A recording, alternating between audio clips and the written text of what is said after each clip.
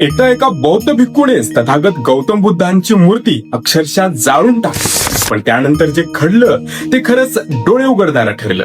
नेमकं तिथे असं काय घडलं सांगतो. ही गोष्ट शेवटपर्यंत लक्ष देऊ नका. त्या दिवशी कडाक्याची थंडी पडली होती. एक बौद्ध भिक्खूंचा समूह अरण्यामध्ये एका झाडाखाली विश्रांतीसाठी थांबला होता. या थंडीपासून वाचण्यासाठी त्यांनी एक शेकोटी सुद्धा पेटवली. पण काही वेळाने सुकी लाकडं संपल्यामुळे आग विझू लागली.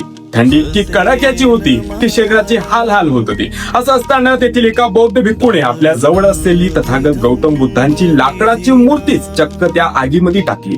मूर्ती जळत असताना इतर भिक्खू मात्र क्रोधित झाले आणि असं का केलं म्हणून जाब विचारू लागले.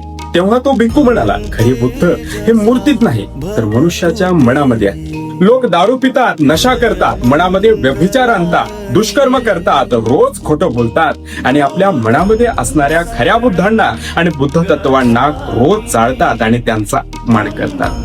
मी आत्मसंरक्षणासाठी माझ्याकडे असलेल्या बुद्ध मूर्तीला जाळलं आणि बुद्ध मूर्तीचा अपमान केला. मला क्षमा करावी, पण मी माझ्या जीवनामध्ये रोज बुद्धांच्या शिकवणीला अंगीकृत करतो. बुद्ध धम्माचं मनापासून पालन करतो. माझ्या मनामध्ये वाईट विचारांना प्रवेश देखील करू देत नाही आणि माझ्या मनामध्ये असणाऱ्या खऱ्या बुद्धांना कधीही अपमानित करत नाही.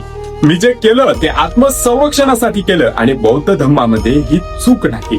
आणि खरंच त्या बौद्ध भिक्खूंचं उत्तर हे विचार करायला भाग पाडणार होतं. बुद्ध मूर्तीची पूजा करणं हे आपलं कर्तव्य आहे, पण बुद्धांच्या शिकवणीचं पालन करून आपल्या मनामध्ये असणाऱ्या खऱ्या बुद्धांची खरी पूजा करणं हे आपलं आद्य कर्तव्य आहे. जय भीम, नमो बुद्धाय.